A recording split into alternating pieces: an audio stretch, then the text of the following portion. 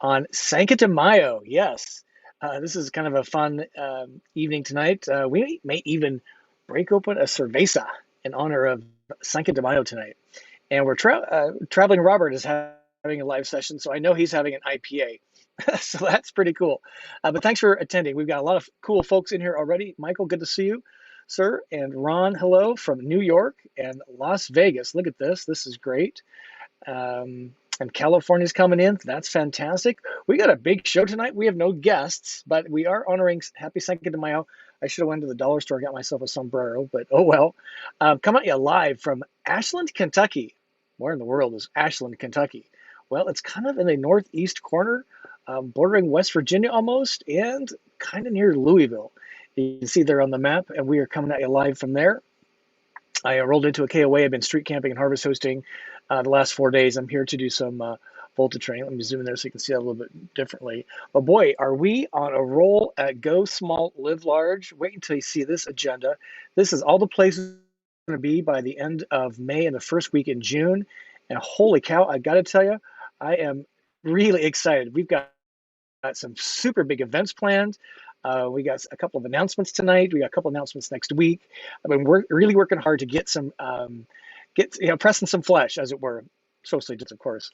But look at this agenda. We're going to be all over the Midwest, May and June, and it would just be an honor to have you join us at a channel roundup, as I call them, and maybe even a vanbaree, a camp out. So stay tuned. Check out my website. Lots going on. It's pretty crazy. And of course, the show, we have no guests tonight. I am your guest. That's kind of cool. So you have my undivided attention. And we have our viewer next week, we have a special guest. The CEO of Clear2O is going to talk about how to have a better RV water experience and really do some research on the filter you put into your rig. We do a lot of time about the rig research, so let's maybe spend a little time on talking about the quality of the water. So we're going to talk about that. And of course, we have some upcoming guests. This is great. You're going to want to see this. Put those dates on your calendar. So next week is Clear2O. May 19th, we got Kevin, 30 and Awake, join us. He's going to be in Hawaii. He's just about to end his Storyteller Overlander test drive, I guess you will say, and still working. But join us for that for sure. Stay tuned. He's pretty sure he can pull this off. So it's a little. He's pretty sure we can pull this off. Look at this one, June 2nd, RV Financing 101. Many of you have asked me about this. We showed some of the numbers on Kyle's rig, and you're like coming out of the woodwork about, wow, let's talk about financing. So I've got Mick, the guy that sold me my Travato back in 2018. He's going to come on and talk about, from a dealer point of view and a customer point of view, RV Financing 101. They work with a bunch of lenders, and you'll want to see that. Still trying to tackle Nick at Coachman. I think we can pull that off in June. And of course, next Thursday, we've got Embassy RV live on a Q&A at noon Eastern, 11 a.m. Central. And we're going to have a huge announcement next Thursday. So stay tuned for that and join us for that. It's all, if you're looking for an RV and you want something different than what everybody else offers, you're going to check that out. And if you haven't seen the recent RV, Kyle, my partner gave us a tour of his Regency RV, which is really a Class C on a Sprinter cutaway chassis. Big.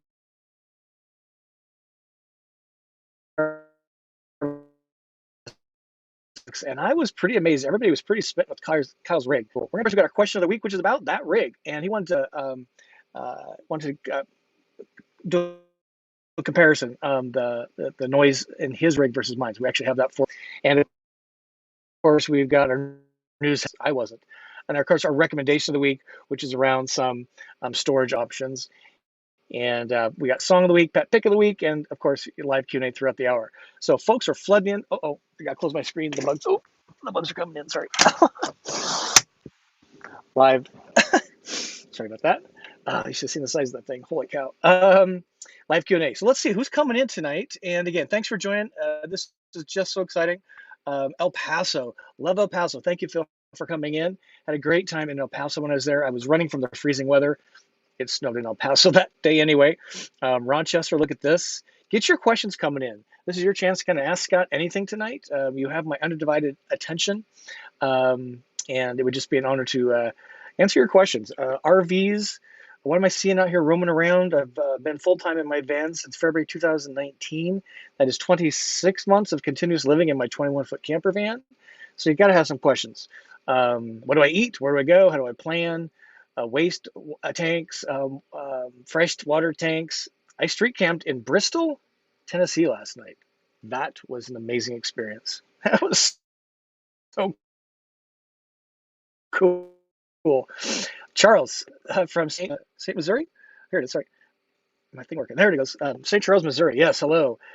And Virginia. Depending on kind of where you are in Virginia, yeah, I've kind of been in Virginia sort of a little bit. Bristol, Virginia, right? How about Tom? Let's see. Come southwest and see us in the Valley of the Sun. Yeah, I'm actually headed there.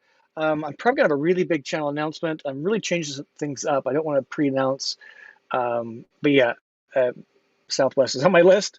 Tom, Wisconsin, with you again. Thank you, Tom. Doing very well. Thank you. It's so much fun. Things are really starting to open up, and life is really getting back to normal, which is great. Yeah, I'm very excited for you to get back on the road. Okay, let's get those questions coming in. In case you don't know, the question format here is this. We're kind of following Kevin 30 and a wake up format, which is 3 asterisks followed by 3 question marks. It helps me find your question in the chat. And again, it would just be an honor to have you fill this thing, the chat up tonight with some questions. So get them coming in, and where you're watching from. And hey, if you get anything out of it, let's get a thumb up. That would be great tonight. I think my signal strength is good, and my and the audio looks pretty good too. So thanks for that. And let's see if we got a question or two coming in here. Ohio, yeah, we're gonna be rolling through Ohio. In fact, I'm hoping to have a big Cincinnati meetup, roundup as I call them. So stay tuned for that.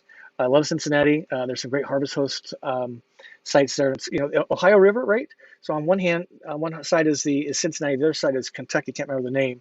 There's a Harvest Host brewery there. We held a roundup there last time I was in town. Such a charming little historic district there. So lots to come on Cincinnati. So thank you, Kat, for giving a thumb up on the. It's spinning for you. Well, that's not good. Hopefully this is coming through okay for everybody. If you can give me a cue on the audio and the video, that would be really great. So Iowa, I'm going to be in Iowa in June. I'm planning that. And Chicago, Jeremy, thank you for joining tonight. We are going to be in Chicagoland as well. And in fact, we are going to be announcing softly tonight. But you'll see it on the website, and we'll do a big deal about this next week. We're going to do a channel roundup in Rockford on June 17, I think it is. So watch for that. And the purpose of those is just to meet and greet you, tour Travatos, RVs, talk van life, talk RVing, and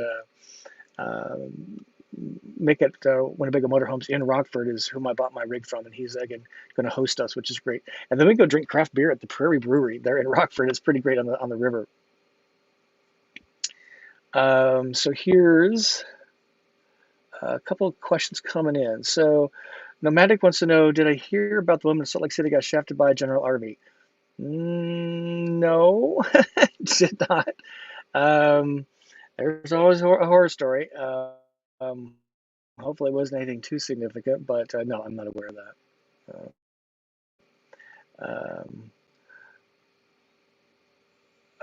So Dan's saying here regarding that, it's not multiple cases of potential fraud in financing paperwork. Yeah, I'm just not familiar with that news story. So Todd here, TAWD, I love that. Says your video keeps freezing and sometimes your audio. Gosh darn it, I was hoping it was going to be something weather related on the. Let me just check my Wi-Fi hotspot here. Sorry, guys. It's coming through good there. This Macintosh I've been using is really showing its age. I'm trying to figure out how to get rid of the Macintosh altogether, just stick with my iPad. But sorry, there's a glitch there, guys and gals. St. Augustine, yes, this is a great corner of the world, and it's just an amazing place to be. And but it's kind of hard to street camp there. Kyle was there recently in his Regency RV, and he actually left because the Walmart won't let you stay overnight anymore. There's a Cracker Barrel up the road. I'm not sure the status is there, but there's more RVs on the road, and the RV park is there is pretty expensive. There's just limited space there. I'm sure the state parks book up super in advance.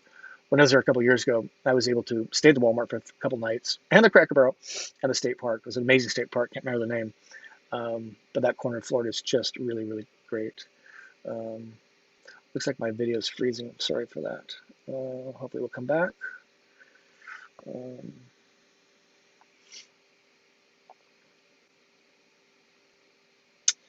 Okay, so let's get the questions rolling. And what questions do you have on RVing? So again, I have lived full time in my camper van for over 2 years now, and I have some degree of experience on some things now. Now I'm not a go out in the woods type of guy. I'm more of an urban cowboy, and so if you plan to hit RV parks, state parks, county parks, even some municipal parks to stay in, or places to stay kind of on the street, if you will, street camping, then those are things I'm pretty good at.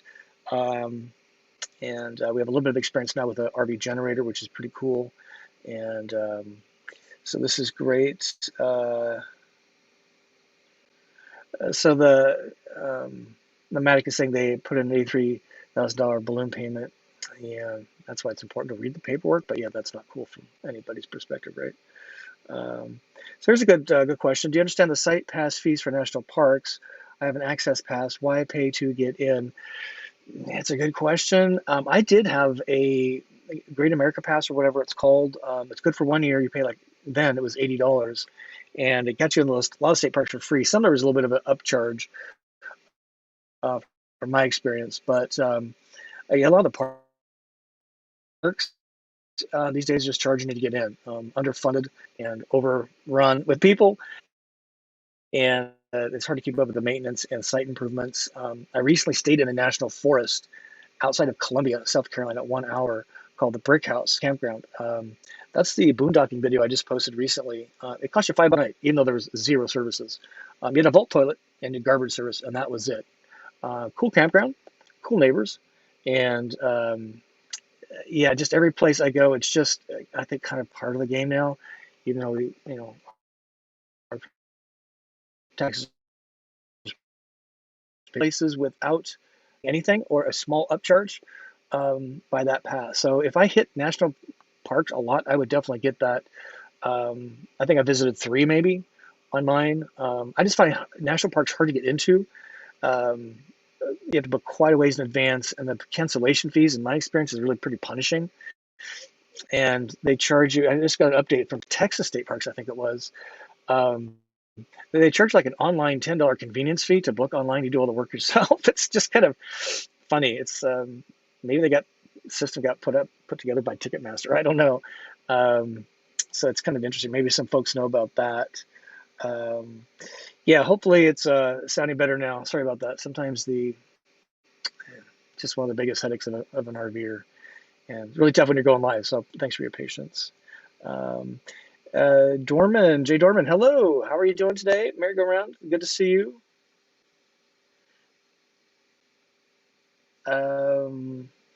Yeah, look at this. We have the Ginger Walkabout in the house. Woo, woo. Ginger Walkabout, thank you for being with us tonight. She's been a guest on the show before. She has a Travato GL like Lily. She's modded out the insides pretty severely and is actually renting it out now. So we'll have to have her back on her experience of renting out her the name escapes me. How's that possible? Her van. Lucille. That's it, Lucille. So thank you for being in the audience tonight. So let's get those questions rolling in. There has to be something on your mind. You guys blow up my comments and my email box all the time. So bring those questions, or I'm going to start pulling out the emails. But I'd love to have them live. That's the whole point of coming live. So Michael Clark, I've got a little bit of background here. First of all, congratulations. You put down a deposit on a Travato GL 2022. So congratulations, sir, for that. And he was going to be in the Travato family. So Michael wants to know, hi, Scott. Touched on this, and he sent me a really short email. And one of the questions in there was on extended warranties when buying an RV. Yeah, so here's the deal on extended warranties. I'm not an expert. I have the ability to pay for the extended warranty. I kind of have medium expectations. To me, it's like having an insurance policy on your house. In case something catastrophic happens, or at least you're backed up to a certain point. Um, we know that the Winnebago warranty is very anemic, 12 months, or yeah, 12 months, 15,000 miles, which I ran out like the first, I don't know, 4 or 5 months. The Ram ProMaster chassis has like a 36,000 mile 3 month or 3 year warranty. Don't quote me exactly on that. 50,000 on the powertrain, which is pretty cool. But I bought an extended on that when I had cylinder head problems at 49,000. I spent 1,800 bucks on that. It carries me unlimited mileage for 2 years. And I did buy a warranty from my dealer, Winnebago Motorhomes in Rockford, when I bought my rig new. I think it was 5 years.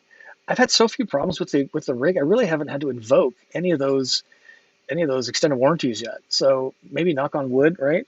But I buy them because it's just a hedge against things going bad. And if something is catastrophic, at least I have some degree of backup and not fully out of pocket.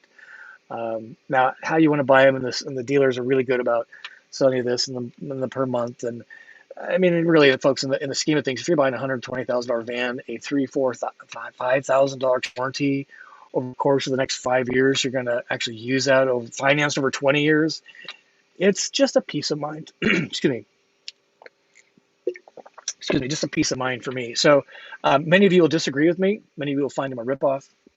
Getting a extended warranty on your toaster oven at Walmart for $20, that's probably not not necessary when the toaster oven costs you 50, right? But I think if you're spending 120 grand on a rig, again, read all the fine print. I'm explain it to you carefully. A lot of times you can buy it after the purchase, but before the original warranty runs out. Like on Apple products, I buy the Apple product everything, and break your phone. It's a $50 deductible, I think, but you know what? You're covered. I just want the peace of mind. I have so many things like you going on that I just don't want to have to do that. I want one throat to choke, so to speak, and I think extended warranties just do that for me. So it's a peace of mind. Do your homework. It's like insurance policies in general. You just really need to understand what's going on. There's probably Google reviews, and I do a lot more on it. It just isn't of interest to me. So I just have it in case I need it. I know where to go if I need it. Kind of like roadside assistance. I haven't had to use that yet. So the day I do, we're going to make a video. The day I have to use my extended warranty, we'll do a video. So yeah, keep the questions. That's a great one. So Watbury, what's up? Hey, all. Yeah, thumb up. Appreciate that. Watbury's in there with Kevin 30 and Wake Up all the time. And he's got some marathon YouTube lives. How about this? Ooh, Richmond, BC. Here's a geography test. Where in the heck is Richmond, BC, everybody? That's a suburb of Vancouver, BC, which is the west side of Canada and just kind of above Washington. Love Vancouver. Oh my God, if we can make that happen this year. I grew up in Seattle, so it's such a great town. I've grown up so much. Oh my gosh, it's so great. Hey Terry, what's up? Good to see you, sir. Happy Orthodox Easter. I meant to send you and your bride a note. I got overwhelmed on Sunday. So hey Terry. So hi Scott. How far in advance do you determine where you're going and stay on a nightly basis? That is an awesome question, and I'm having to get a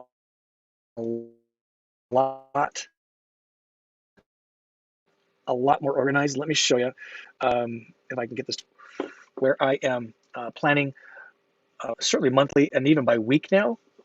Oh my gosh, my thing. That's why. Oh no. It says I just downloaded a Macintosh update, so maybe that's why it was going so slow. Now it says, "Hey, let's restart." I'm like, no. Oh my god, that's always a panic. So what I'm doing now is I actually have a wrap plan, and this was April, so this may make some of you laugh right there. But it's getting to the point where I almost need to plan, certainly by week, where I'm going to be, where I'm going to stay, because of my RV brand duties, Volta and Embassy RV. And what I'm finding is allowing me to book Harvest Hosts and Boondockers Welcome in advance, and then maybe even a KOA or maybe even a state park. I don't really go to national parks much. So I was really really specific when I got on the road, which was ridiculous. A month or two out, I just need to do for route planning purposes for duties, which is then allowing me to plan for channel activity. So I've kind of handwrite on my iPad. Again, I kind of show you this, and it does, and I colorize things because that's kind of the way I am. You can see that. Sorry, reflections. So I can adjust it. So I've kind of created a form and on my Apple Notes, and I write in where I'm going to be by, and then harvest hosts or other reservations, and it's really been helping. Peace of mind. Maybe. Ginger can attest to this, but if you have to make a decision every single day, where am I going to stay tonight? That decision fatigue is just, it's so wearing on me, at least. I like to know where I'm going to be around for the next 3 or 4 or 5 days, so I give comfort, and it's one less thing in my mind, and it's one more thing I can put my energy toward is something else, and where am I going to stay tonight? Which, it's a little interesting. So I was in Bristol, Tennessee, street last night, was the Cracker Barrel there the night before. So I was okay with that. I was rolling into a KOA tonight because both duties in the morning, so I wanted to have all my tank duties done. But how far in advance? I'd say at least a week at this point, probably even a month. Now, what I was doing before was literally almost by the day for 6 months, which was insane. Everything changes in 6 months, but every few weeks that seems to be more realistic. Curious how you're handling that. Again, what it allows me to do is just plan a little bit, do the harvest host, because these things are getting busy, ladies and gentlemen. Let me tell you, even the harvest hosts, I've had to say, no, we don't have a space for you. I'm like, but it's harvest hosts. But yeah, with 3 spaces, they're filled. So I'm like, oh my gosh. Boondockers welcome, same deal. A lot of them like to stay one night, maybe a couple of them, or several of them have like stay a couple of nights, even up to 5, which would be awesome. Talk about making a new friend, right? But you have to plan in advance. They really want some advance notice. So great question. Okay, looking here.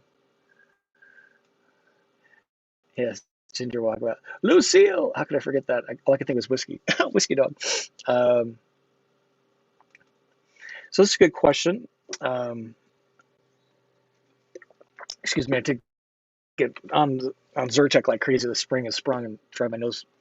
So apologize for that. So Oscar Henry, love that, says, hi, my question is, do you recommend Lavio dry flush toilet, as I have read many negative reviews about it? Recommend.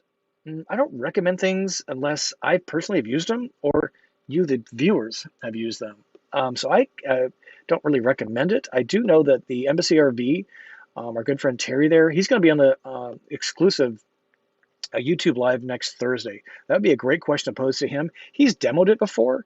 It looks really cool. You don't have to deal with the black tank any longer, which is kind of neat. Every time you flush, it uses up one of the bags, which is a buck or two a flush. So kind of depends on your use case.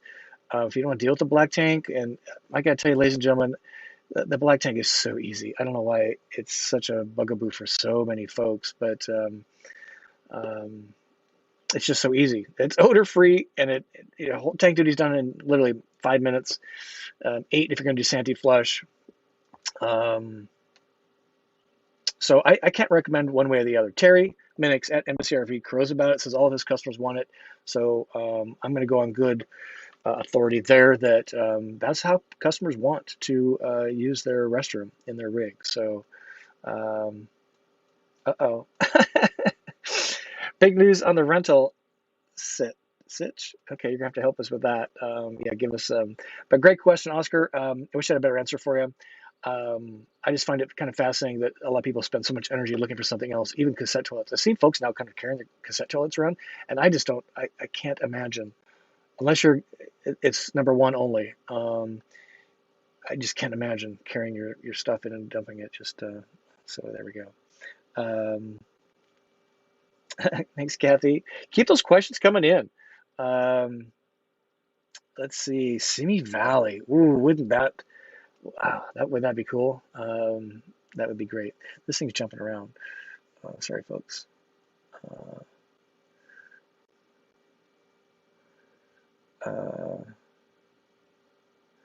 Yeah, Kathy, I'm kind of with you on this. Again, there's a reason your mortgage company makes you buy insurance on your house. It isn't for your protection so much, right? And I think an extended warranty is for your protection. Um, and maybe by just buying it happens, and that'd be cool. Yeah, I just peace of mind for me. Yeah, David, thanks for that. Really appreciate you loving the channel. And we're growing like crazy. We just passed 14,000 folks. Is that crazy? And what's even more amazing is that like 70% of the views of all the videos, which I need to count, it's probably over, well, it's well over 200, probably close to 250 now. 70% of them are not subscribers, which really is kind of interesting. Our numbers are all going up in the right way. It's really great. I'm doing 2 videos a week plus What's Up Wednesday, so I'm really putting the pedal to the metal. I've got a couple really clever ideas on RV tours I'm working on. Including Kyle's rig, which is kind of funny. Excuse me. He loves his rig, and we have more videos coming about that. So let's see. Good question here from David. I'm sorry, life is short. Come on. Looks like we're still having internet issues. Apologies, folks. I'd recycle my thing, but I'm not sure what happens. Let's try this. Oh, how are we doing on time? Bottom of the hour. There we go. So life is short wants to know, have you flushed the transmission fluid? Do you clean the fridge from the dirt and dust that builds up around the motor part? Let's see, flush transmission fluid, yes, as part of a service package. We did about, I think it was 50,000 miles. So yeah, that's been done by the dealer. Not overly expensive. I don't remember it being overly expensive. And do you clean the fridge? Dirt and dust builds up around the motor part. No, would be the short answer. I don't even know how to get to it. There's not really an access panel that I'm aware of. There's not much venting. There's one above the fridge. So that's a good question. So no would be the short answer. I wouldn't even know how to get in there. Maybe we'll ask Mick when he comes on. Next time I'll ask a dealer. So yeah, Kathy said, glad we're the suckers. Yeah, it's true. Yeah, peace of mind is worth it. Just one less thing to worry about. Many of you will disagree with me. They think it's a total ripoff, which is fine. That's what we do here. We learn together. We share together. You decide what's best for you. It's pretty cool, right? Southeastern Pennsylvania, what's going on? So let's share here just a little bit. Let's talk about question of the week. So bear with me here. And oh yeah, wait till you guys see this and gals see this.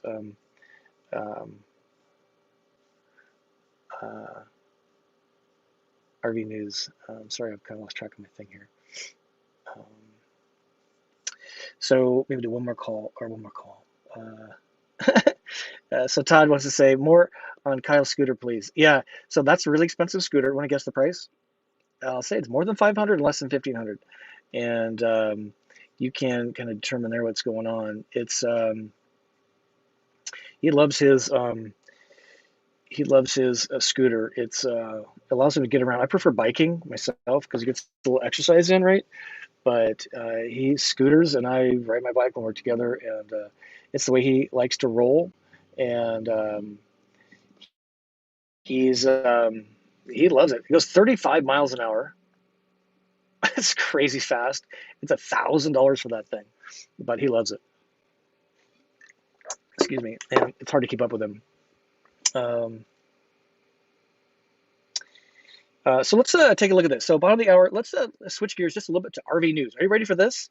Thank you, Tom, for that question. Great question. So are you ready for this? Like, how many more vans can there possibly be in the world? Yes, one more van. This is just announced by Pleasureway, known for the fancy units. They're coming out with a Sprinter-based 2500 Recon 4x4. Shipping this summer. It's going to have 4 100 amp lithium-ion batteries plus solar. 5-year warranty. Is that cool? Come on, Winnebago. 40 gallons of fresh water. Oh my gosh. And I hope you're sitting down. Look at that MSRP. And you could probably knock off 20 just because of MSRP, right? That's kind of fake pricing. But that's kind of a cool looking rig, right? It just kind of amazes me how the RV big guys, Winnebago, the Rebel kind of started. There was always kind of the van builders off to the side, but man, even the big guys are getting into this. This Coachman soon behind. I don't know, but that is a really kind of smart looking rig. What do you think? Were you familiar with this? It was kind of news to me when I discovered this. This news link will be on my website a couple hours after we finish the show today. So um, that's kind of cool. And some of the short sprinter wheelbase, a little bit like the Storyteller. So I'm excited to have Kevin come on because he can tell us a little bit about his Storyteller experience. And we got some good questions coming in. But I got a great. Let's do this first. So Michael Clark wants to know. Let's see, what are you doing here? What are you using for internet since it's a constant RV struggle? Still Verizon Jetpack. Do you have a Wii Boost or a Winegard? So it's a great question. Still probably the number one headache. Why? Just need connectivity. I have a corporate job part-time. Got all kinds of channel duties. I've got RV duties. It's just we live in a connected world. And the problem is campgrounds don't provide, rarely, usable Wi-Fi. So you have to bring your own Wi-Fi. So yeah, I'm using a jetpack. I'm actually got a video coming up about this. So I replaced the hardware. I kept the same data plan. It was super, super important. But you will be shocked because I'm going to show up the video how much data I actually consume off of this thing.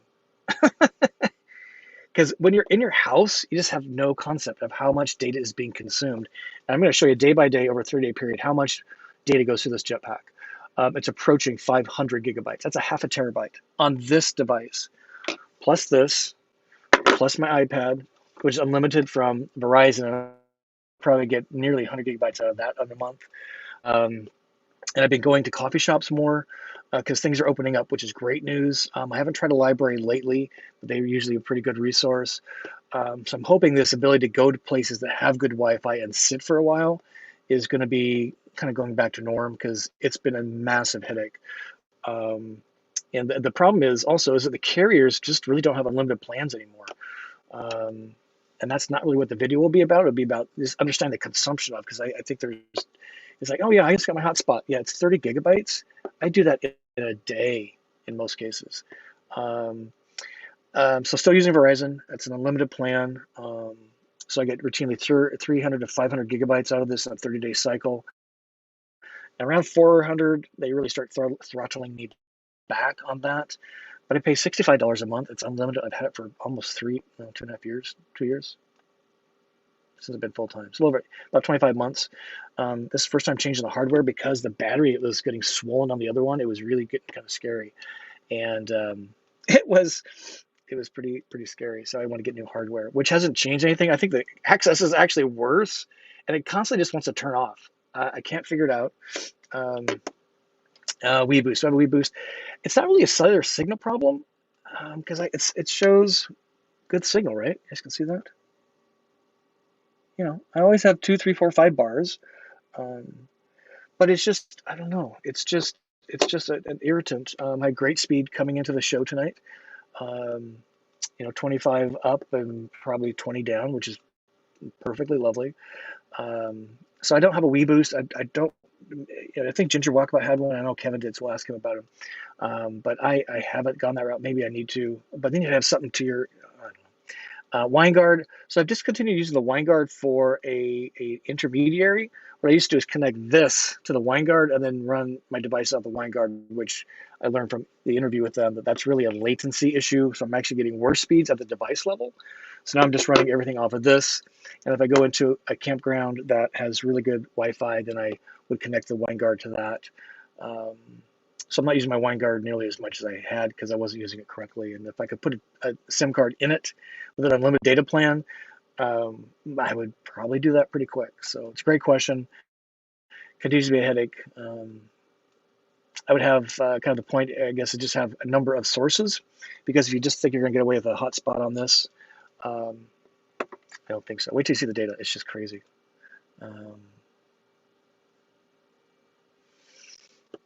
So hi, Kathy. That's a good question. You guys have, gals have good questions today. So Kathy says, I'm surprised you still have the stock navigation system. We replaced it. It's so nice to have the bigger screen, many more perks. I like using them now instead of the phone mostly. I'm the exact opposite. I've used my navigation twice twice in 2.5 years of ownership. It's Tom, and the interface is absolutely horrendous. So I'm glad replaced it. I don't want to fuss with the electronics in the chassis.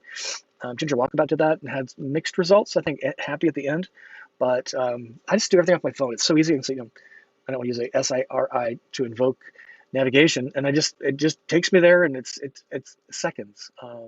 But I'm happy for you if that's really working out better for you. Some people are more comfortable with that. That's awesome, and some of them have Apple CarPlay and Android Play, so that's really really great. But yeah, I love my iPhone. It's so much easier. Certainly, what's built into the chassis. Oh my gosh, it's such a crazy thing. Iowa. I'm going to be in Iowa. I'm going to be going to Winnebago actually. Meet with them at the end of June, I think it is. Here's MJ. Look at this. Look at all these emoticons. Yeah, Oklahoma City. I have not been there in the van yet. I can't wait to get there. You live in a great town. That is one of the underrated towns in America, in my opinion. OKC, or is it Oklahoma City? Oklahoma. Yeah, it's a great town. Thanks for joining us tonight. So let's take a look at this. So Octoview 8 says, how do you fill the freshwater tank on the Embassy RV? It's got a freshwater inlet, not unlike what I have. So that's how you fill them. His tanks are different. They're bladders, yacht bladders, so they're not contained. They're inside the rig under the sofa, and you fill it up that way. It's pretty cool. So as it fills, it expands, and then it collapses. It's not a fixed size, hard plastic tank like I have. It's pretty cool, but I'm pretty sure that's how he does it. Let's see what other questions we have coming in here. Otherwise, looks like I missed a few of you here. Bear with me. Yeah, Ginger's like, fear not the black tank. A lot of people just kind of get hung up on it, and I'm telling you, there is no smell. It empties in seconds. If Santi flush it, the whole thing's over in 5 minutes. Yeah, look at this, David. Thanks. Hit the like button. Comment below if you're watching the replay, where you're watching from. What'd you get out of this? Better than the litter box for sure. Liz wants to know what you think of incinerating toilets. Sounds cool. Don't know much about them, to be honest. Sounds like overkill. I would have to learn more, but it just sounds like overkill to me and expensive. I'd rather put the money someplace else and have better RV systems. So I'm solo. Give you an example. So I have a 12-gallon toilet waste tank, and I have a 11-gallon on the gray, I think it is, or the other way around, either way. Small tank, right? I can go 5 days on the black always fills first, unless I'm showering in my van, which if I'm showering, I get 3 showers out of before the gray water fills up, and just brushing, flossing, washing hands, the gray is about a third in a 5-day period when the black tank is filled. So I go 5 days on a black tank, and ladies and gentlemen, I use my toilet. I don't go do my business someplace else because I have it with me. And I want to sit in my germs, not somebody else's germs. So think about that. 12 gallons and go 5 days. The cassette toilets are like 6 gallons. So that would force me to go someplace else. Inserting toilets, maybe there's a good cause for that. I don't know. It just sounds like overkill to me. I just think there's, maybe we can learn from somebody about that.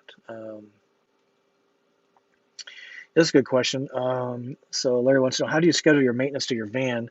Weeks in advance, or do you drive back to your dealer or your favorite mechanic?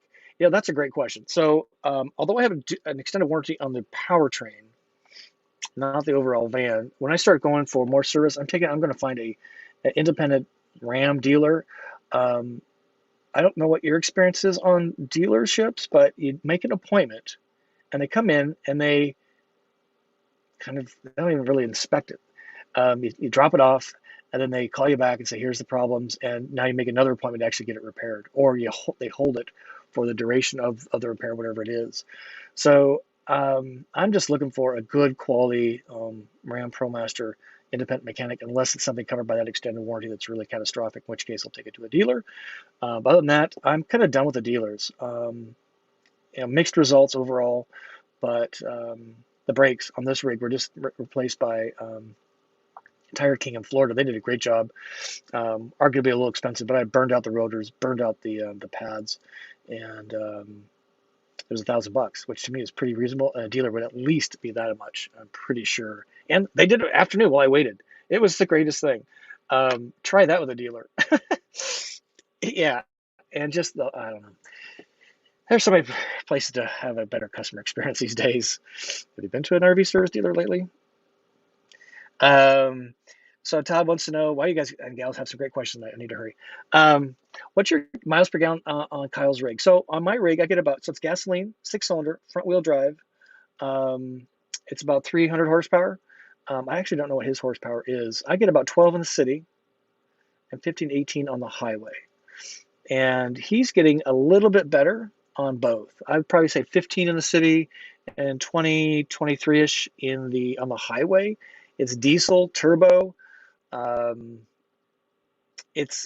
You could definitely, when you hit the gas on his rig, you have to wait for the turbos to spool up, and so there's this weird wait period. Now Chad and Paul, they have a storyteller with the same kind of a Sprinter, and they had some system that corrects that a little bit. By kind of as you press the thing, it kind of anticipates the gas pedal pressing is the way I kind of had understood. But you can definitely feel on Kyle's rig. Mine, he hit Lily, it's like boom. She will squeal the tires. It's pretty cool. It's pretty cool, actually. But yeah, not his slightly better gas mileage, but my gasoline is way cheaper than diesel and available everywhere. Okay, how are we doing on time here? So let me shift gears. You have some great cut. Look at this Cape Cod company. Kathy's got another question here. It's just polish off the black tanks. Yeah, let's talk about that real quick. That's a great point. And I have a video coming out this weekend. I stayed at National Forest K-Way Campground. Wait till you see it. And I was going to bring this up, which is your question. Black tank is easy, except when our short trip we've tried on a truck stop, the hole is higher than our outlet, so it wouldn't drain. Yeah, I love the flush toilet. Yeah, me too. There's something visceral about just flushing the toilet. I don't know. So let's talk about that. What Kathy's talking about is the height of the sewer drain. And some RV parks have it really high. They're like 5-6 inches off the ground versus some of them, they're like flush with the ground, maybe 1 or 2 inches off. And what Kathy's talking about here is as the hose comes out of the rig, if the thing is up high, where you have to put the hose into it, what happens, it comes out of the tank, goes to this big U, and it kind of has this slow evacuation back into the sewer drain. That is not good. I would actually find another place to empty my black tanks unless I had to have that limited amount, or be prepared to hold your hose. And here's why. Because when you have this big bend in the hose and up and over, it doesn't evacuate fast enough to get everything out of the tank. And that allows stuff to stay in the tank and that kind of a backup on the hose. And it's really not great. I've experienced this several times. I'm telling you, it's not cool. So if you get to a campground and the other really high ones, and the big guys, the towables and the fifth wheels and the Class A's, you see these slinkies. The sewer hose has these slinky-like things that kind of holds the hose up at an angle so that it goes into the hole quickly. And that's the whole point, gravity drain, right? So I would be cautious. And if you have that scenario, I would look for an option if you have it available. Even go to another, a lot of our dump stations, it's flush with the ground. So that thing just, and literally, 15, 20 seconds, not even that, 15 seconds, it's all gone. And that gravity suction action empties the tank much more effectively. Thank you, Kathy, for bringing that up. That is not going to be on the video you're going to see this weekend, and I was going to demonstrate that. That would be a good video to make. Because the other way, it just backs up in the tank, and you can't and then it's just a mess. So it's not a mess, it just doesn't evacuate and empty thoroughly, which is the whole point. Cape Cod, look at this coming in Cape Cod. Here's the ginger. Yes, stay tuned. We are going to be making some big announcements probably this week. I need to get through tomorrow and the weekend. We're going to do one in Cincinnati. So if you're in the Cincinnati area, watch for that. Linda, is she in the house tonight? She's made some recommendations, but we're definitely doing something in a roundup in Cincinnati, and we're doing a roundup in Rockford, Illinois on June 17. So we can definitely say that one's on the calendar.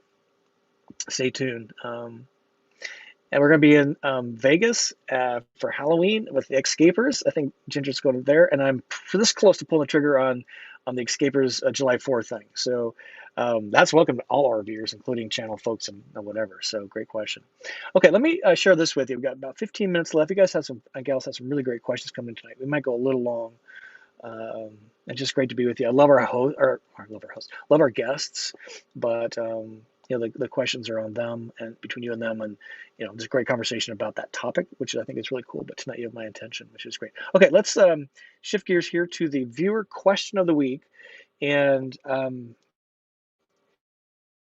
Ishbio good. Not sure how to say that. Let me zoom in here for you. So he was, or she was commenting about the decibel test that I did, and that was really the point of the lithium versus generator rig, where we listened to Kyle's generator and measure the decibel sounds from his rig outside and inside, and various points inside his rig. And then we did the kind of the funny egg cook-off, and you know, there's no spin-up time for the generator in my Volta system, so of course I would win. But he's got a good point here, or she. Says, hey Scott, did you measure the ambient decibel level in the Travato? I'm sure it's not 0. That's the only way to make a fair comparison, do a baseline measurement and then compare. And they have a really good point here. So yes, I actually did take measurements that day. I just didn't include them in the video, so my bad. So let me show you this. What you're looking at here is, this is the same app, the same day, taken inside my Travato on the left with the generator running outside next to me. You can see that it's 41.5 decibels inside my rig, listening, all the windows closed, doors closed, listening to the generator, and it was 38.8 when we turned the generator off. Now, it doesn't sound like a lot, but if you've experienced an RV generator someplace, it's just it's a background noise, white noise maybe, but I don't know what the exact equivalent of 3.5 decibels there is, but it was, you know, it is what it is. So his was considerably louder inside his. I have to go dig it up. It was in the 60s, I think. It was 63 decibels in the bedroom above the, if I remember right, which was equivalent to the sound a not really expensive dishwasher makes. So it's like you're sleeping on top of a dishwasher. So great question of the week, and there's the answer for you. Appreciate that question. Okay. Let's see what's next up on the docket here. Viewer recommendation. Yeah, let's talk about that. This is really great. So this is from Sue. She is a frequent recommender, and I know why now. So what she's recommending, viewer recommendation of the week, again, I don't know everything, that's for sure, is these flannel storage bins. They're flexible. They come in choice of colors. It looks like kind of do a tab system there. You can see on the right. So it doesn't look like Velcro, but they kind of slot in a tab that fit in there together. And the reason she's giving so many great recommendations is she's been helping her friend who's new to the RVing experience outfit her van. So she's been going around outfitting her van, her friend's van, and it's like, oh, that did this today. So then she sends it off to me, and that's where you want to do this. Is a GSLL viewer recommendation at gmail.com. So if you got a really great recommendation, pet photo of the week, song of the week, shoot that in here. This too will be on my website later tonight, so you can click off to Amazon and get these. These look really interesting to me. I might actually investigate these because of my t-shirts. I could probably put a few more in, or just make it a little less messy, which is what she does here. So thank you, Sue, for that. Really appreciate that. Which kind of brings us to our song of the week. Look at this. This came from Michael. I think he's going to appreciate this. And I was not aware of these folks. And you will be happy to know that I've went to sleep the last few nights listening to this this band. They had a live concert version, and it was blown away. So thank you, Michael, for putting the viewer song of the week recommendation, Bermuda Highway. Fantastic. The group is My Morning Jacket. Never heard of them before. I'm not even sure how you'd even describe the music. It's kind of a acoustic, gosh, I don't know. It's just the most amazing music, and that's why I love these viewer recommendations. Music is such a big part of my RV experience. It's a lot of solitude time, listen to music, right? And I just love these discoveries, and now I'm hooked on these guys.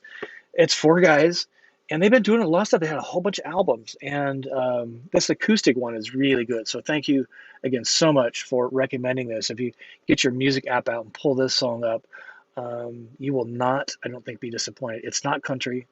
It's not dance. It's not folk. It's really very, very different. And I was blown away. So thank you again, Michael, which I think leads us to our pet pick of the week. Yes, and I'm taking it this week because, you ready for this? I bottled Luke. Luke is now in his bottle on the dash with his collar around it. I found this awesome little jar from the 60s. It looked like a perfume bottle. Has a heart-shaped glass stopper, and his ashes fit in there just perfectly. Excuse me. I removed his tag there with Luke on it, and it fits the heart-shaped thing there really nice. So Luke is again on the dash, where he loved to sit at street speeds, not highway speeds, and so he's keeping an eye on things for us. And so that's the pet peak of the week. Is Luke's been bottled. I'd much rather have him with me. He'd be right here meowing because he wants to go outside because it's werewolf hour. So VANLIFE Luke. I miss that little guy.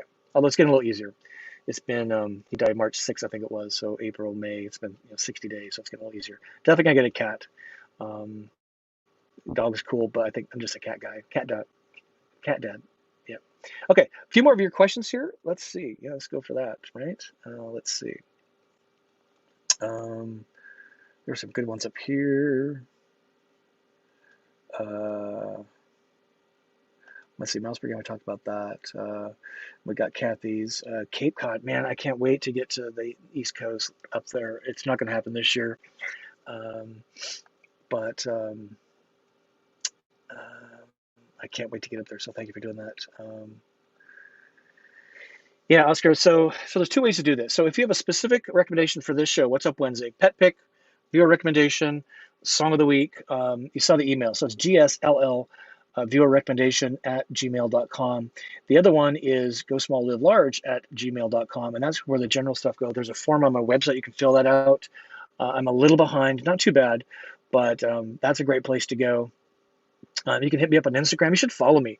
I post stuff almost daily that you'll never see on YouTube because I can do like a 20-second video, which I did broadcast a 20-second video from the street campsite in Bristol, Tennessee this morning at 4:30 this morning before I rolled out of there. It's 5:30 actually. I laid in bed and worked. But yeah, check me out on Instagram. This is the format here also. So viewer comments. I just love this kind of thing so we can answer and everybody can learn together. It's really, really awesome. But great question. And then come to our stuff, to Ginger's point. I'm behind on this. We're going to get this rectified this week, so stay tuned. Let's see. Here's Heath.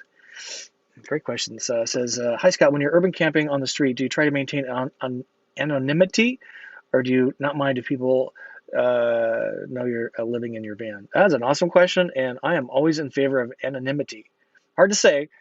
Discreet is what I prefer. So what I don't do is what I did last night. That makes sense? Is what I do is I kind of roam around the area, then I go in, close the doors. I close my back window, the cargo door window. I leave all this open up here, and I don't turn all the lights and start doing work. I'm playing music and cooking and eating.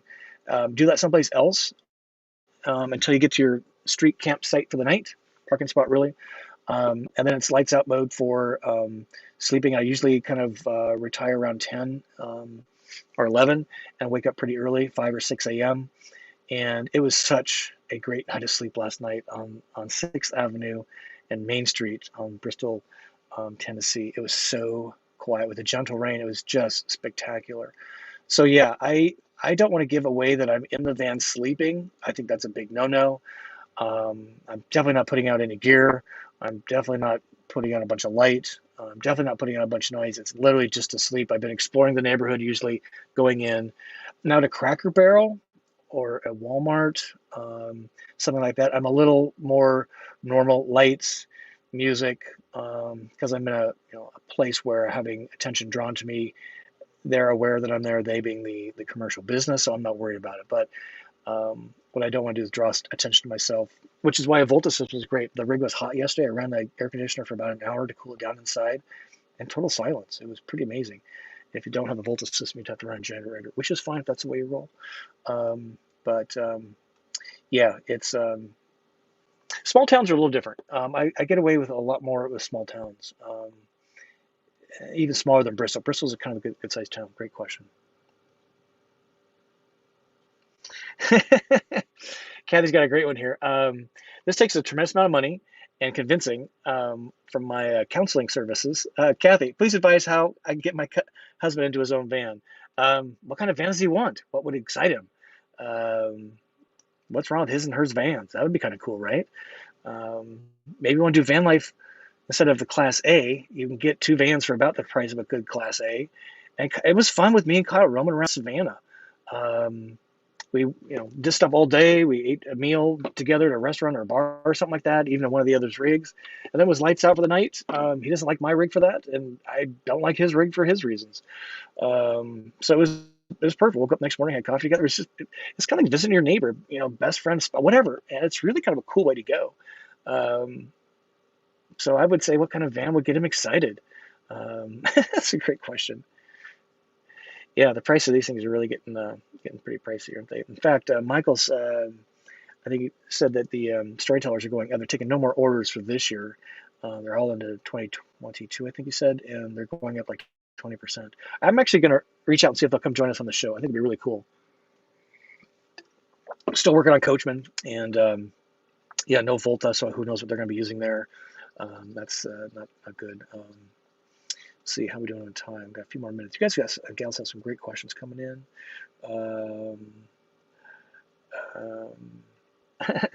Oklahoma, that's a big state. Haven't been in the van there yet. I'm going to get there.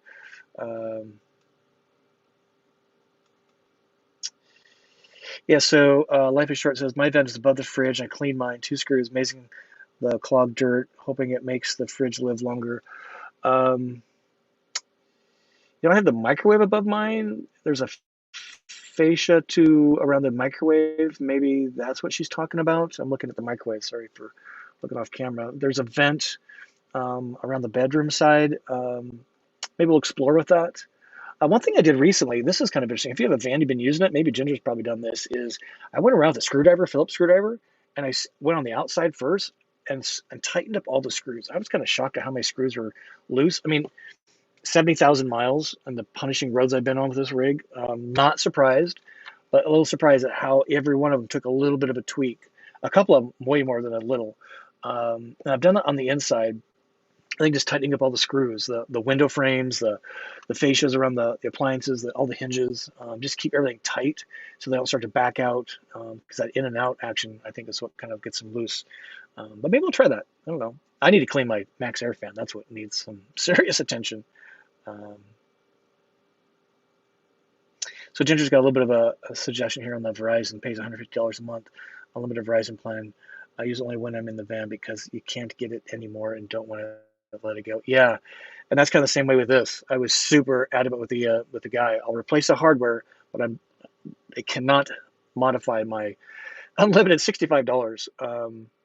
So yeah, just you got to shop on these things. And Verizon seems, or not Verizon, T-Mobile has some pretty good ones out there. It's kind of based on this thing though, but it does seem to be kind of unlimited if you're buying a new 5G phone. So you might check them out. Good question here. Can you get your employers to reimburse you for the internet costs? Yes, and they actually pay $65 for my phone. All of the employees from my corporate job gets that. Whoops, this they don't. I probably could. I did at one point actually when we got going full time, and then we kind of backed off of it. And I have to fill out the expense report. It's I don't know. I want the freedom that they provide me.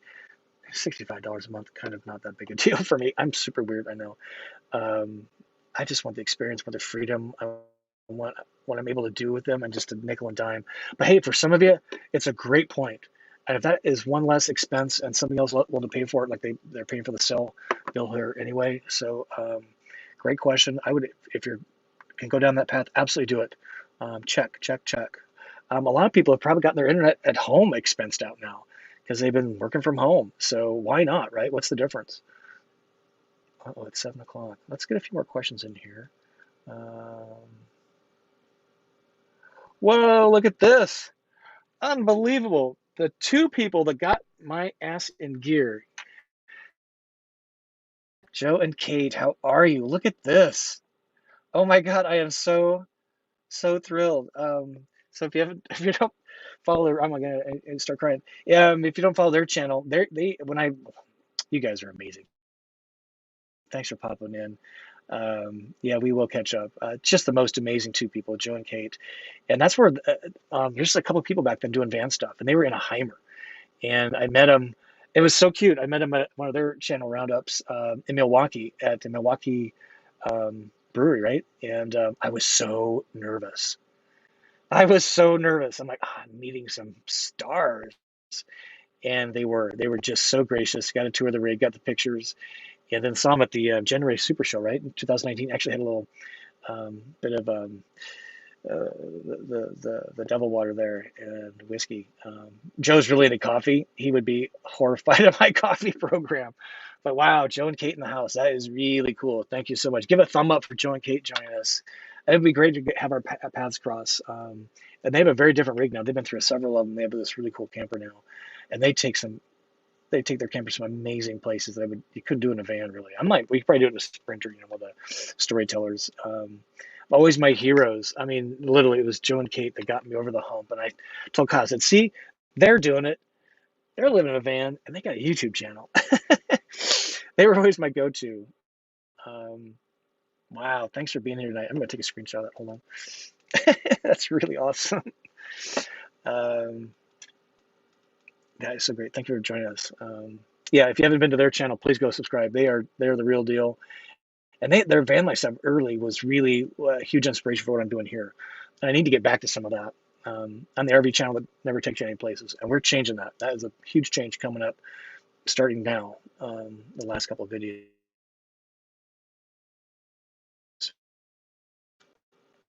Do a Kevin Martin marathon. Oh, Joe and Kate in that just kills me.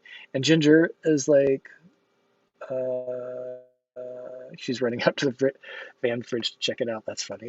Ginger's awesome. If you haven't subscribed to her channel, she's been all over the place. A solo female RVer in a Travato GL, now kind of part-time-ish. Got a house outside of Dallas Fort Worth and is renting out her van. So, um, yeah, this is just so great. Um, this is so great. That totally made my day. Week. How about this one? This is a great question. Watch Me Fly says, any news on the Travato 59G 2023 model? I haven't seen any. The RV folks that I'm talking with, I'm talking to a lot of them now. They're excited to have any Travato, to be honest with you. They're just such a crimped market for vans, and they're sold before they get there. And I haven't seen anything about 2023. What they typically do with Winnebagos, they have a half-year refresh with some modifications, typically some improvements. I will be curious to see what they do to the 2022 G floor plan. Because people have been showing Travatos have, it's kind of funny. If you've seen the Lixon RV, he has a really clever way of saying, yeah, they raised the shower floor to get rid of that, so it has a gravity drain now. They still have 69 inches, 69, I think it's 69 inches of clearance. I've got to tell you, they took out 4 inches. So now only a 5'9" person can stand there without bending their head. That's really cute for him to go around and explain how all these new improvements. I'm like, you're selling them. I get it. But oh my gosh. And Michael, you got yours on order. I'm so proud of you. Just get the ball rolling, right? But yeah, I'm hoping they have some changes. We can spend.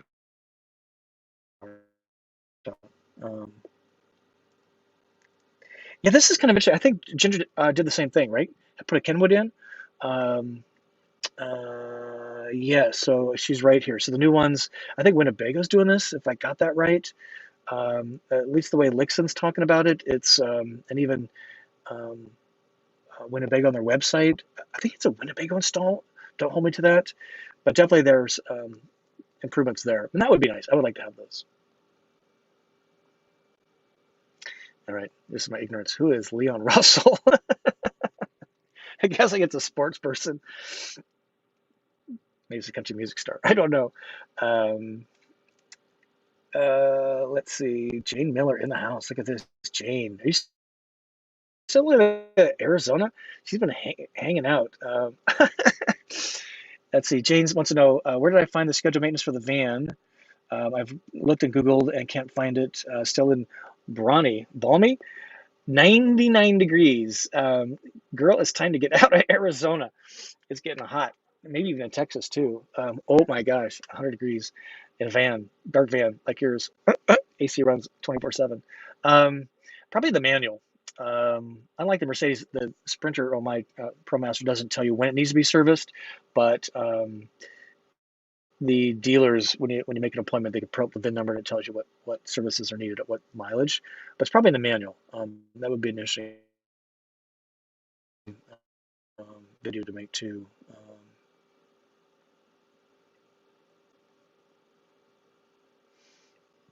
Yeah, and with no surprise, sir, with Kathy, the 59K bathroom, that was a G. Yeah, the bathroom really matters, especially if you plan to use it. And with COVID, you might be surprised. You will be using your toilet when you didn't expect to. Shower for sure. I've been in a lot of places last fall where you couldn't shower, or to KOA Salt Lake City, even for the restroom. They closed everything. You could stay in park and plug in. Um, let's see, we get into the end of the questions here. Got a few more. We're going to go overtime just a few minutes tonight because we have good questions coming in and we don't have a guest. So you get a little bit more of me. This is Ask Scott Anything. Let's see, I kind of lost track. Hang tight. It looks, I'm guessing my video is better now, right? Let's see. Michael Clark. Yeah, Michael, this is a great point. So I do this about every 60 days, and I'm telling you, it works like magic, and it takes no time at all. You need to be at a campsite where you can empty your tank several times. So if you haven't seen the video on this, what he's talking about here says, Michael says, I've rewashed your black tank cleaning practice, Dawn dishwashing liquid, and a 10-pound bag of ice. It's priceless. So here's the magic. Yes, it is. And I learned it from a KOA staff member. It's pretty awesome, right? Don't know everything. That's why we do these things. We learn together, we share. You decide what's best for you. So what he's talked about is the sides of the tank, and if you don't evacuate fully, and if you don't have enough liquid, super big deal, especially if you go number two, put plenty of liquid in so it becomes a giant slurry so it evacuates, and sometimes it doesn't. And what I do is I put in, it's 2 10-pound bags of ice and 3 full toilet bowls of water and a squirt of Dawn dishwasher soap. So you empty the tank, you centiflush the tank, 2 bags of ice, 3 bowlfuls of water, squirt of Dawn, and then you drive around. You got to drive around for like 15, 20 minutes and really get some rocking motion. You're actually looking for potholes and you're looking for the speed humps and you're looking for some turns because you want the ice acts as an abrasive agent inside the tank. And then you come back to your tank side, let it melt pretty thoroughly. I've made that mistake. Don't do that. Drive around for 5 minutes because then you have all the ice stuck in there and it's not doing its job and you have to redo it probably. So drive around, let it thaw so that it's pretty liquid, and everything's really in suspension at that point, right? And then you pull the valve and poof, out it goes, and then it reads E. I did that probably about almost 3 months ago now in Florida. I haven't had reads E every time now. Sandy Flush. I've also changed my. I should do a video about this because I was using this other brand I was kind of enamored with, and I really lost faith in it. So I'm using the Porta-Packs, and I found it does a much better job as a detergent, kind of like the Dawn did. So yeah, those that's invaluable. So I'm doing that about every 60 days, and again, it's just part of RV system maintenance. It's no different than anything else. It's so easy, and it's you gotta look to it, And there's nothing better than getting an E on your black tank. But it's so easy, folks. Don't let it scare you. Oh, this is great news here. Jesse picked up a 22, came with the Pioneer head unit. That's fantastic. Yeah, I think that's either Winnebago's putting it on or Ram is. I'm not sure which. This is a good question. How do you deal with the anxiety of sleeping in a strange place? Does lack of sleep build up over time? That's a great question. I would say it's a little of yes, it depends. So sleeping in strange, so I'm in my rig. So that is not strange to me, and that's part of the coolness of RVing. is you're in your home all the time. Now, where you park it overnight, that could be a strange place, but you have all the comforts and the security of being in your rig. Um, the places that are the most um, strange is street camping. I love it. I don't do it every night because you're on the edge. I'm always listening for, is somebody making noise? Is somebody fussing with the bike in the back? Is somebody gonna, police? So I don't do that routinely. I go someplace 3 or 4 or 5 nights a week where I know I'm safe, where I'm okay to park. Harvest House, Boondockers Welcome, Cracker Barrel. I really don't do Walmarts anymore. There's better options. And so that alleviates the sleep anxiety, and I get a pretty good night's sleep. Now, I run on about 4 to 5 hours of sleep a night, and my bags are starting to show that because I got so much going on. And if I go to bed at 11, I'm usually up by 5. So my hard drive spins up, and I can go back to bed. Um, so that's, I would say, if you're trying to street camp every night, you're not going to have fun because there's just too many on the edge moments, too much anxiety. So I would not encourage that, to be honest with you. And I think you figure it out on your own anyway. But when you do it, it's really a really great, amazing experience. Maybe 1 or 2 nights, and then go, Harvest House, Boondockers Welcome, so you just chill, and even campgrounds for the same reason. Great question. Oh, look at this. Yes, Michael Clark goes, meet up in Sedona. That is a magic place on earth. And Kyle and I have been there. We've done the pink Jeep tour, and that'd be so cool to do, wouldn't it? I'm telling you, there are so many places. I'm so proud of you that have pulled the trigger and got your rig either on order or have just taken delivery. And we got some cool news coming up about that. We're making some pretty drastic channel changes here. And there's just so many cool things to go, do, see, taste. Bristol, Tennessee, and Virginia was the birthplace of country music. I specifically didn't make a video about it because I was a grander plan there. Took a bunch of pictures. It was kind of very selfish, wander around, but I was shocked, but not surprised at how cool that town is. And I could have stayed 3 or 4 days and just soaked it up. And Sedona is kind of the same way, right? Just soaking in the nature, the sunsets, and being an urban cowboy, I'm sucking up the culture and the food. Are you ready for this? I had a hamburger at the same place Hank Williams did the night he died. I was not aware of that until I got there. Sometimes you have to be on the ground to find these things, and you got to ask the locals. You got to be an extrovert and ask questions. You're a temporary visitor in their town, and so you got to soak it all up. And I had a hamburger from the same joint that Hank Williams had a hamburger the night he died. And it was so moving. It was so great. Let's see. We'll go for a few more minutes. Man, I'm doing a Kevin Martin thing tonight, and you're sticking around, so let's go. Hopefully my internet's holding up. If it craps out, and move it back here. Craps out, we'll change gears. The light's getting bad on me anyway, so good indication. Okay, so this is a good question here. So USA Job TV says, do you have a sewer hose under the coach? And nobody know. The new ones do. The new Travato 59G does, the 2022. I'm not sure why they got rid of it on the side. I'm guessing because I don't know why. So no, mine goes on the side where I love that spot. Others have modified. I think Ginger did, where it's under the bumper, a zip tied or a big plumbing piece of pipe, and it goes in there. I love where mine goes. Works perfect. So no, I do not have that.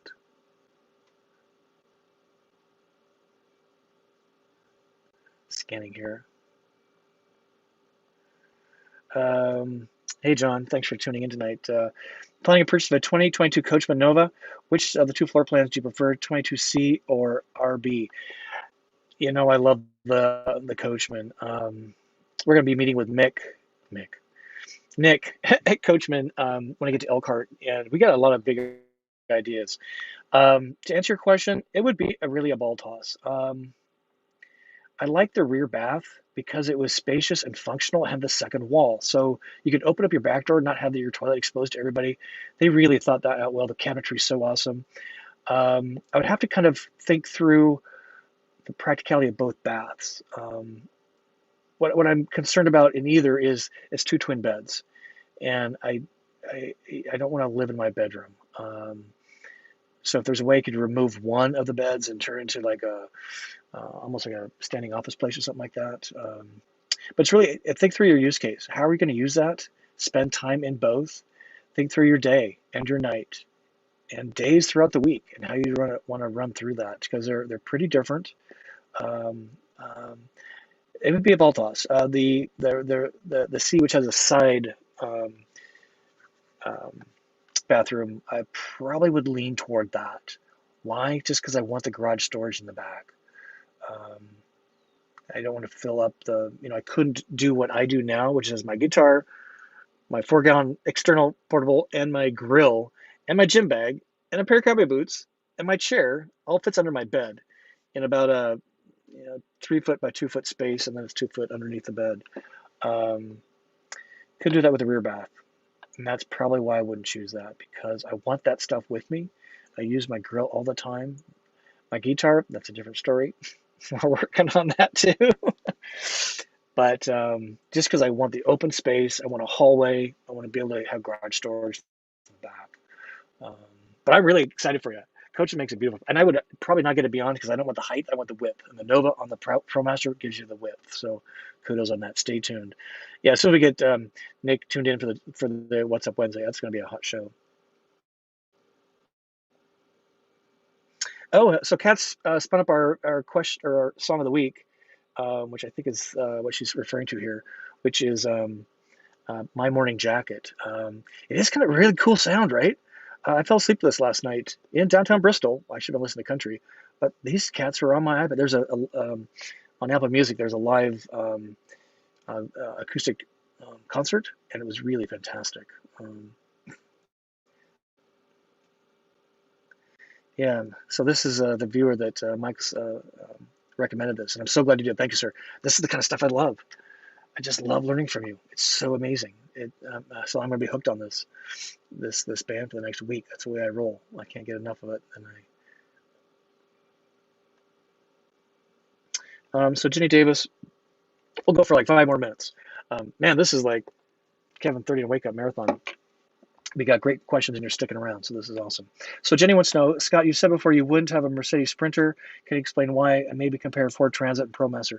Yeah, this one for me is, so we've had a lot of Mercedes over the years, and they're great cars.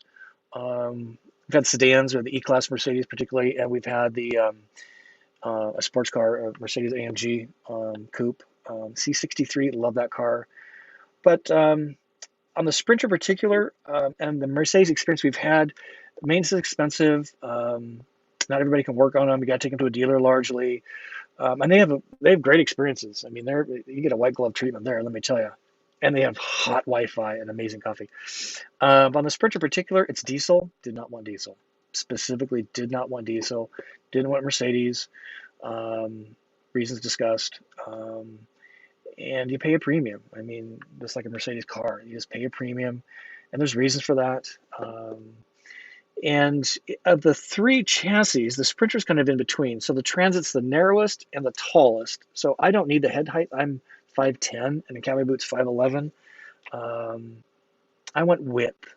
Width for me is more important. It's 4 inches. The ProMaster is 4 inches wider than the Transit and the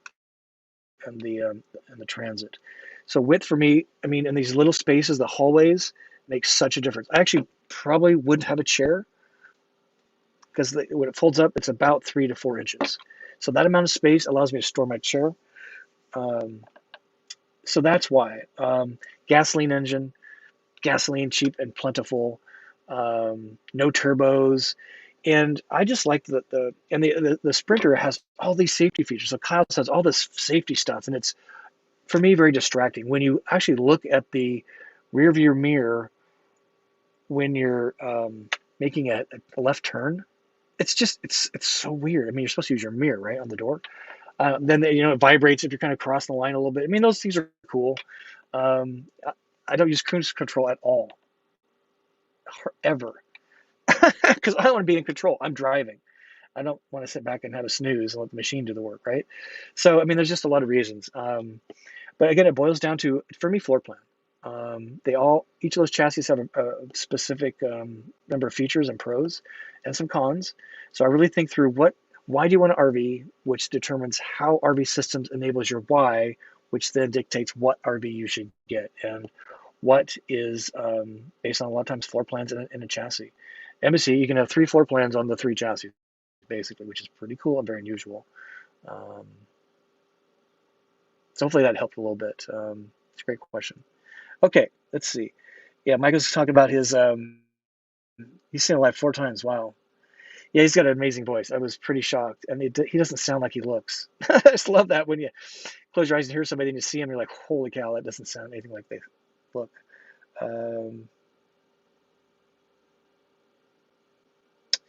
This is kind of interesting. So Don says, how loud is your van when Volta is charging? That was not in the episode when you compared yours to Kyle's. So that's a good question. So the inverter in mine does make noise. Weirdly, the DC to DC inverter makes even more noise. And when I'm plugged in, so I'm actually running on Volta right now, even though I'm at a campsite, I haven't plugged in yet because I need to empty my tanks first before I move and get plugged in for the night. And so I'm inverting right now. So I'm running 30 amps, and there's a fan noise, but there's this warbling sound that my DC to DC inverter makes that, according to Voltex, I sent a recording of it, isn't normal. So we're gonna look at that when I get to Volta headquarters next month, actually later this month. So there is some noise, fan noise for sure. You don't sit in silence. When I say you sit in silence, that's from the exterior of the vehicle. Nobody knows I'm running 30 amps. You can hear the RV park and not plugged in. But there is a little bit of noise because the inverter is so huge. It's a 3600 watt. It's the DC to DC that's making more noise for me. And I'm not sure that's normal.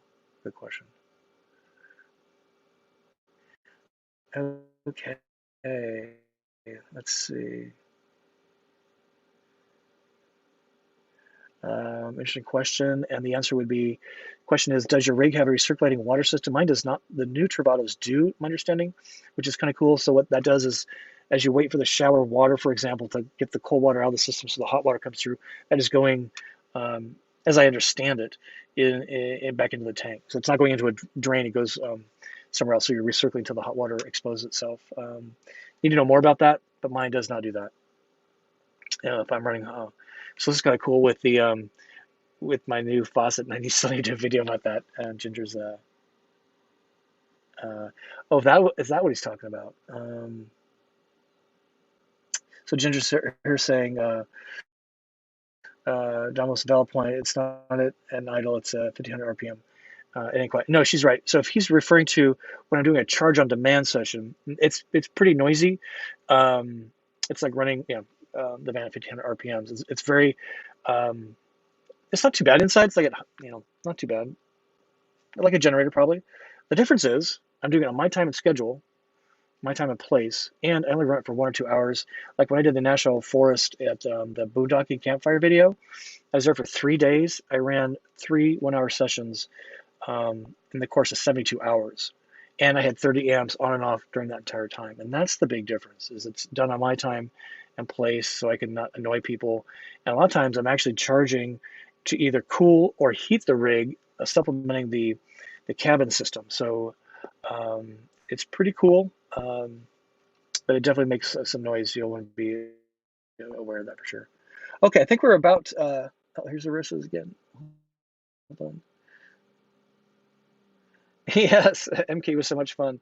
I'm glad you guys still here. This is so great. Look forward to seeing you again, and Joey would be happy to make you a cup of real coffee. Hey, I've upped my game. I'm not using Taster's Choice anymore. I went to Folgers Instant. Now I'm using Bustelo, I think it is. But most of the time, I'm using a coffee press with Dunkin' Donuts ground coffee. I like diner coffee. Man, oh, speaking of that. So speaking of Bristol, anybody been to Bristol? If you get to Bristol, Tennessee, you've got to go see. This is amazing coffee, the amazing donuts. If I showed you these, you would jump on an airplane, come visit me in Ashland, Kentucky, because the donuts there were just so over the top. I am so glad you guys are in the house. I got Ginger and the Russos. It's so awesome. That just makes my night. By the Black Hawk. Okay, I think we're going to wind down. Man, we went 25 minutes. This was a 90-minute What's Up Wednesday. That has not happened. And this was episode, I think, 17. That'd be 17 continuous weeks. I just love doing these. I just get so much joy out of them.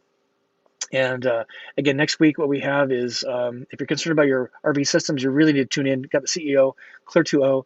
Keith is coming on. We're talking about filters, why it matters. You got to start using better filters than the blue ones. He's going to talk about that. You want to see green or the No Dirty Water folks? We had on a few. They're one of our first guests. So he's going to be on next week. So you definitely want to check that out. Let me just scan to see if we have any more big questions. And comment below. You know, when this post was this helpful for you, give it a thumb up. I can't believe the Russos and the Ginger was in the house tonight. That just blesses my heart. That's so awesome.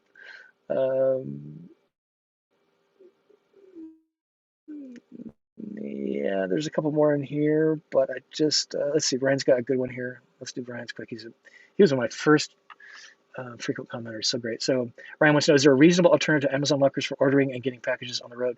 Yes, and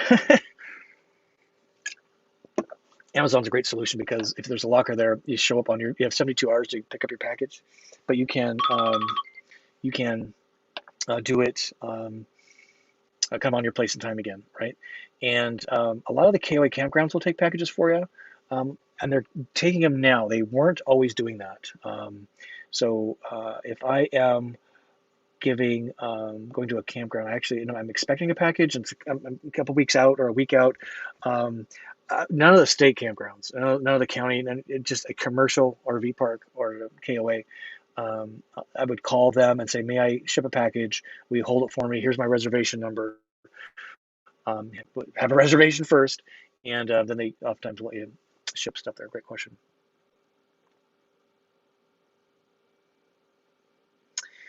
Larry, let's make this the question of the week for next week. Let me take a screenshot because I could spend an hour on that. Which is, what's your future plan to purchase a Class B? You plan to keep your van for 100,000 a month? Yes, because she's got 70 on it right now. We're just getting started, ladies and gentlemen, as far as I'm concerned. And this floor plan fits my needs perfectly, and nobody else is making this. Let me get this off the screen for a second. Maybe I'll spend this time. This is a great point. This might be a great video. Maybe I should do that. Isn't it interesting that Kevin, 30 to Wake Up, and Chad and Paul, both in KLs, Volta equipped, Travatos, twin beds. Kevin had too much room, never used the other bed. Chad and Paul wanted separate work and living spaces, essentially, which is what this plan offers. You can sleep two adults in this bed without tearing down this table. I think this was the most underrated floor plan in the Class B space. Everybody's copying the KL, the K, twin bed model, have variants of it. Nobody's doing this. So until somebody, and the storytellers are cool, they're just really expensive. I don't want a Mercedes. I don't need four-wheel drive. I'm not going bushwhacking. Bushwhacking to me is having cool donuts, having a hamburger where Hank Williams had his last meal, learning about country music and chatting up with folks, and we're going bar hopping. That's cool. And I can do it in this rig, perfect. So plans to buy a new rig until something else comes up with this floor plan. I think 100,000 miles is just getting started. So that's my short answer for you, but it's a great question. There's a lot of things I think Winnebago could do, and let me tell you, they're getting I'm guessing they're getting their heels nipped at with this new REVEL alternative from Pleasureway. Now there's a big volume guy doing something similar. I hope to meet with them next month and have some conversations. There's some things I could do to the G floor plan to make it so much better based on what I have. And maybe I need to do that. Stop, criticizing what they put out there and start showing them what I think would be better. But yeah, no plans to change.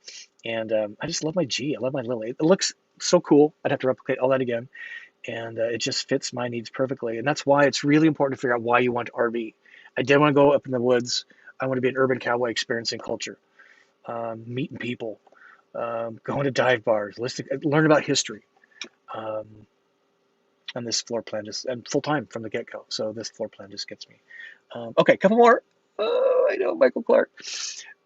Okay, we're actually gonna cut this off. 7:30. I can't believe it. Breaking all my rules. Nothing beats a G floor plan. Volta, yeah, for sure.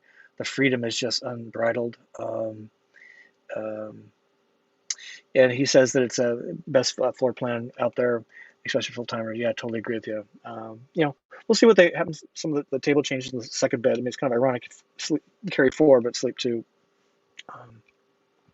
But I'm just so proud of you, Michael, for putting the money down and getting moving, man. It's just what a relief, right?